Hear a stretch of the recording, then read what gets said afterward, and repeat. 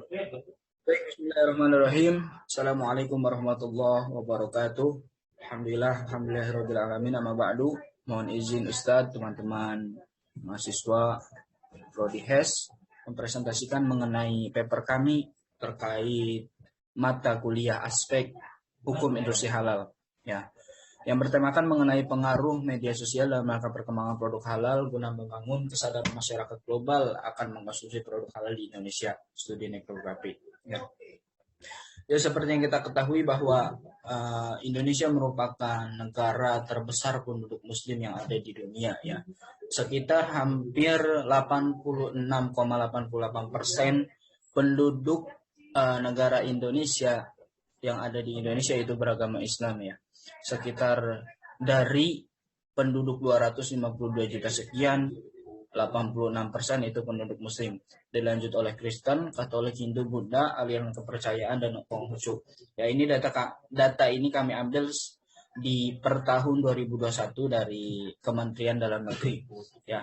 Selanjutnya di sini ada data penduduk mayoritas muslim terendah yang ada di Indonesia. Yang pertama NTT sekitar 9% sekian jiwa, dilanjut dengan Bali, Papua, Sulawesi Utara, dan lain sebagainya.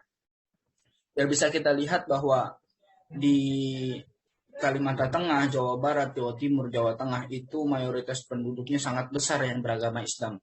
Tentu peluang dan pengaruh perkembangan produk halal di provinsi tersebut sangatlah besar untuk bisa dikembangkan, ya. Itu mungkin sekilas mengenai perkembangan ataupun penduduk yang ada, yang muslim yang ada di Indonesia. Ya, selanjutnya mengenai rumusan masalah di sini yang akan kami sajikan, yang akan kami berikan solusi. Yang pertama, kurangnya akan ketertarikan masyarakat muslim yang ada di Indonesia terkait memilih akan mengkonsumsi segala produk-produk halal yang ada di Indonesia. Tentu kurangnya ketertarikan dan kesadaran masyarakat itu disebabkan karena masyarakat muslim yang ada di Indonesia itu kurangnya kesadaran ataupun edukasi yang dimilikinya, ya, sehingga mereka berpikiran bahwa mengkonsumsi segala produk-produk halal itu tidaklah menjadi prioritas bagi mereka, ya. Ya, selanjutnya di sini mengenai kajian perbandingan ataupun kajian pustaka yang kami ambil dari jurnal-jurnal sebelumnya.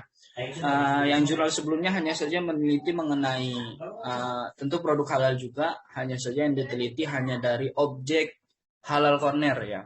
Jadi kami di sini meneliti mengenai objek dari beberapa data ataupun website yang disajikan, yang disediakan pemerintah, yang tentunya sudah memiliki reputasi yang terpercaya, ya. Selanjutnya mengenai metodologi yang kami gunakan mengenai penggunaan analisa kuantitatif dari hasil survei lapangan, entah itu dari jumlah kepemilikan media sosial yang aktif ataupun yang tidak aktif, ya.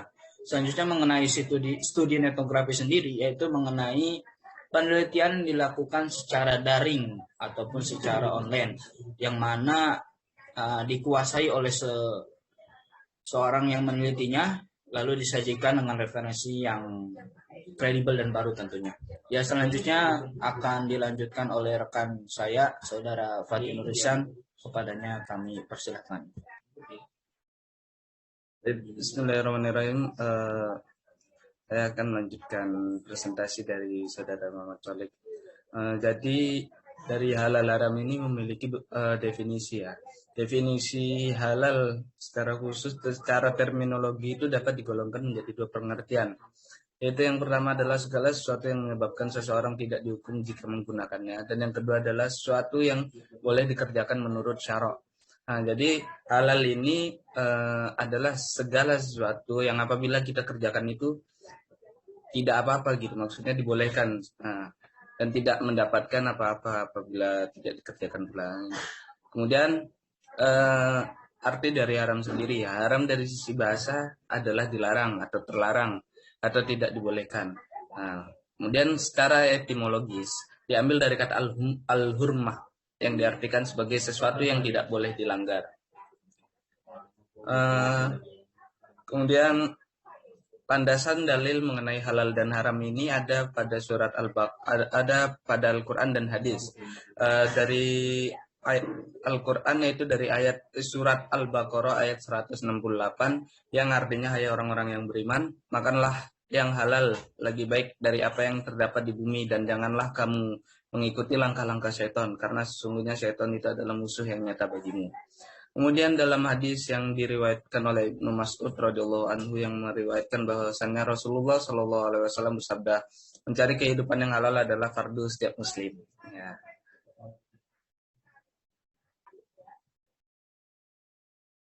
Nah, kemudian di sini ada data survei dari terhadap respon terhadap kehalalan produk berdasarkan pengetahuan konsumen yang diambil dari sumber Ihsan Utama dan Rahmawati Kusumajaya, survei confidence level konsumen terhadap produk halal di Jakarta. Di sini perlu diketahui bahwasannya survei ini membuktikan bahwa pengetahuan masyarakat dan mengenai produk halal di Indonesia itu nilainya itu bagaimana. Nah, berdasarkan hasil survei menunjukkan bahwa dari 100 responden menyatakan memiliki pengetahuan mengenai batasan terkait halal dan haram berdasarkan syariah itu dengan 44 responden sangat setuju dan 36 responden setuju.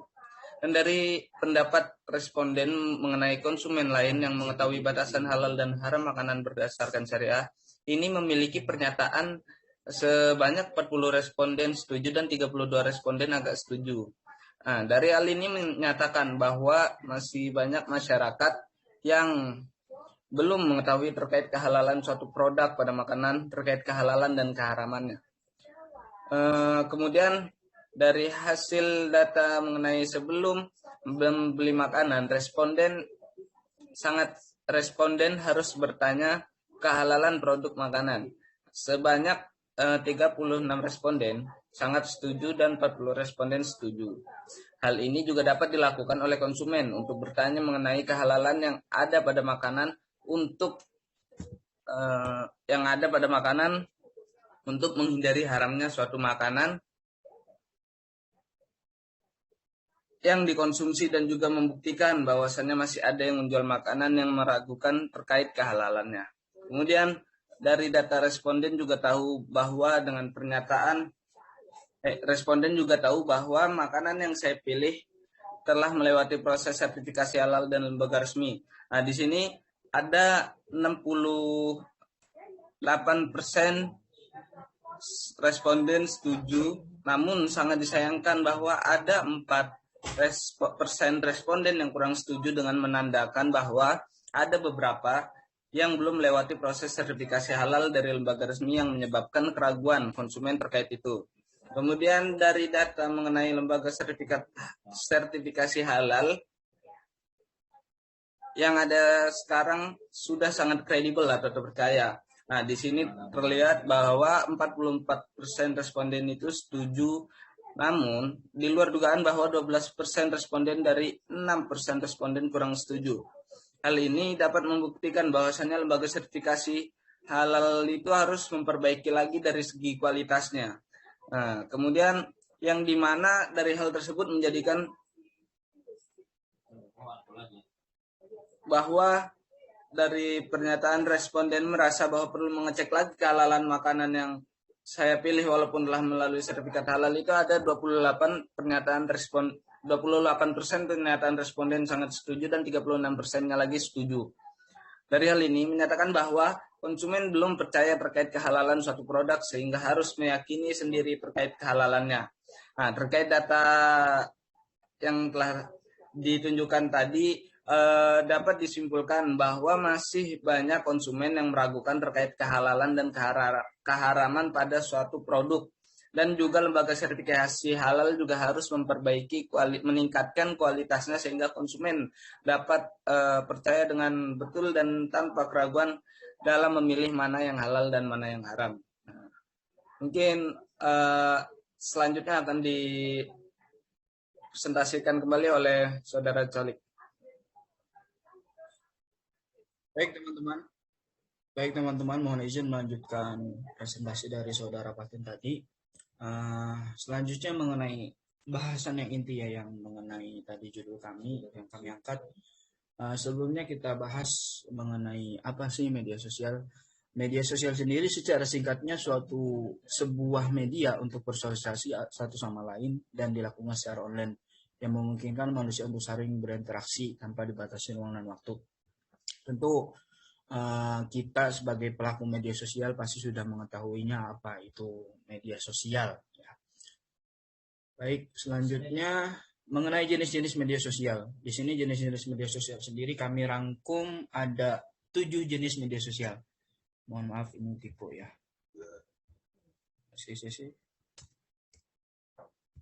Ada 7 jenis media sosial. Yang pertama social networking. Apa sih social networking sendiri? Merupakan suatu sosial media yang biasanya membantu orang-orang atau organisasi untuk terhubung secara online dari berbagai informasi secara ide di dalamnya.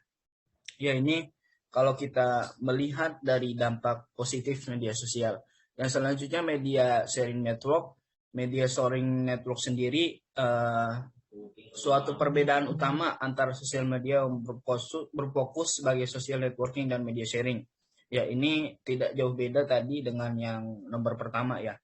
Yang ketiga, discussion forum. Discussion forum sendiri contohnya seperti Quora, Kaskus yang ada di Indonesia ataupun Twitter, yaitu bisa dilihat di dalam forum-forum diskusi online tersebut.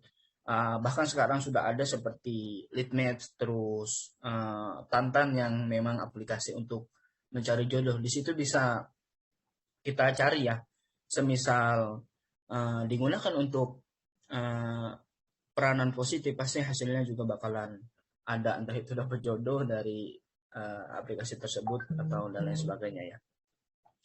Yang keempat di sini ada social blogging network. Ini tentu lebih mengarah kebermanfaatannya ke para penulis ya ataupun pengembang bisnis. Kami pernah mempunyai itu WordPress dan juga Blogspot. Itu di situ memang termasuk media sosial yang masukannya kepada social blogging network. Yang kelima yaitu social audio network ya, dari katanya juga bisa kita lihat sosial audio. Sosial audio itu ya seperti telepon jarak jauh antara satu orang satu dan lainnya. Ya. Yang selanjutnya live streaming, sosial media ini udah kita banyak lihat ya di beberapa platform ataupun aplikasi seperti TikTok, Instagram, bahkan Facebook juga sekarang, YouTube juga menyediakan, sudah lama menyediakan. Ya, yang terakhir yang ketujuh itu review network. Review network sendiri suatu jenis media sosial lainnya yang bisa digunakan secara luas. Tentu dalam media sosial ini kalian bisa membagikan pengalaman menggunakan produk, jasa, atau bahkan pengalaman bekerja di suatu perusahaan. Itu biasanya kalau anak-anak muda sekarang itu makanya LinkedIn ya, itu harus download, itu penting ya, khususnya bagi mahasiswa ya. Ya, di sini selanjutnya mengenai dampak positif dan dampak negatif media sosial. Yang pertama, dampak positif sendiri ada 5 yang kami rangkum. Yang pertama, mengeratkan hubungan silaturahmi. Tentu ketika jarak menjadi faktor ketidakbisaan kita menjalin silaturahmi, tentu dengan media sosial kita bisa melakukan silaturahmi dengan jarak jauh gitu kan ya. Terus yang kedua, menambah pendapatan dalam kehidupan sehari-hari. Tentu sebagai influencer ataupun freelance itu bisa menggunakan media sosial sangatlah penting untuk bisa mendapat pendapatan dalam kehidupan sehari-hari ya. Yang selanjutnya, media sosial berperan dalam menyampaikan ilmu. Ya, ini sudah tidak asing lagi bagi kita sebagai mahasiswa. Banyak terkadang sumber-sumber ilmu ataupun tugas-tugas kuliah yang berimpact ataupun yang bermunculan dari media sosial. Yang selanjutnya yaitu sumber rujukan dan pengetahuan. Ini sama aja berkolaborasi dengan berperan dalam menyampaikan ilmu ya. Yang terakhir yaitu media sosial berperan dalam menyampaikan ilmu. Ya, ini sama aja ya yang ketiga. Yang ketiga, keempat, kelima itu saling berkesinambungan ya. Selain dampak positif, ada juga beberapa dampak negatif yang kami rangkum dalam penggunaan media sosial. Yang pertama, impact negatif terhadap individu. Ya, impact impact negatif terhadap individu ini dapat terbagi menjadi 3. Yang pertama fisikal, perkembangan akademik, perkembangan akhlak. Tentu ketika seseorang ataupun anak kecil bahkan menggunakan media sosial terlalu berlebihan, terlalu melarut-larut, bahkan itu impact-nya bisa terjadi kepada fisikal ataupun otak, cara merespon dia ketika melihat gambar-gambar yang tidak sesuai dengan alam pendidikan mereka ya. Yang kedua itu perkembangan akademik, terkadang mereka larut dengan media sosial karena saking asiknya memainkan game ataupun melihat video, bahkan video yang tidak senonoh bagi mereka ya. Itu sangat berpengaruh terhadap saraf otak. Bahkan ketika kami membaca beberapa artikel yang ada di internet, itu ketika seseorang narkoba dengan seseorang yang menonton porno, itu lebih bahaya seseorang menonton porno daripada bernarkoba karena impact-nya langsung ke saraf. Itulah mengapa media sosial sendiri sangatlah berpengaruh terhadap negatif perkembangan akademiknya. Yang selanjutnya perkembangan akhlak ya, ini bisa kita lihat bahwa generasi sekarang tentu sangatlah tidak etis untuk dilihat karena ya faktor perkembangan akhlak tersebut. Dari mana munculnya akhlak mereka bisa menjadi kobi, jelek ataupun tidak enak dilihat, itu tentu dari impact negatif media sosial ya. Yang selanjutnya impact terhadap masyarakat ya, ini kaitannya dengan impact negatif terhadap individu. Yang poin nomor 3 perkembangan akhlak, ketika seseorang bersosialisasi tentu tidak adanya controlling terhadap diri sendiri karena ya pengaruh media sosial yang berimpact negatif ya. Selanjutnya impact negatif terhadap negara ya. Seperti yang kita lihat bahwa kasus yang masih baru-baru ini Indonesia digencarkan dengan hacker Bjorka, yaitu bagi kami memang masyarakat kecil tentu sangat berterima kasih kepada hacker ya, karena memberikan sebuah informasi yang real kalau pemerintah kami gini dan lain sebagainya ya, seperti itu ya. Ternyata memang selagi adanya munculnya hacker Bjorka ini berimbas juga ke dampak negatif yang disebabkan oleh negara, yang disebabkan oleh hacker Bjorka tersebut, yang dialami oleh negara, seperti data-data pemerintah yang kebongkar, data-data penduduk Indonesia dan lain sebagainya ya. Ya, dari sini bisa lihat bahwa hasil ini hanya saja sekilas ataupun abstrak yang kami tuliskan ya. Menurut Presiden Indonesia sendiri, di Indonesia sekarang ada, ini data 2021 yang kami ambil ya, karena belum ada data terbaru, ada sekitar 132 juta pengguna internet yang aktif. Adapun jumlah pengguna media sosial yang aktif itu sekitar 129 juta jiwa yang memiliki akun media sosial yang aktif. Masing-masing mereka paling minimal menghabiskan waktu di media sosial itu 3,5 jam per harinya ya. Bahkan lebih dari itu. Karena memang melihat perkembangan anak zaman sekarang atau bahkan kami sendiri terkadang kurang dengan waktu segitu menggunakan media sosial. Entah itu dalam menggunakan hal positif atau nauzubillah hal negatif gitu kan. Ini memang tentu sangat menjadi peluang bagi Indonesia sendiri untuk menjadikan sebuah produk halal yang menjadi prioritas untuk bisa dikonsumsi oleh masyarakat Indonesia ya. Baik, mungkin cukup sekian dari kelompok kami. Mohon maaf apabila ada kekurangan dan juga kelebihan. Syukran. Assalamualaikum warahmatullahi wabarakatuh.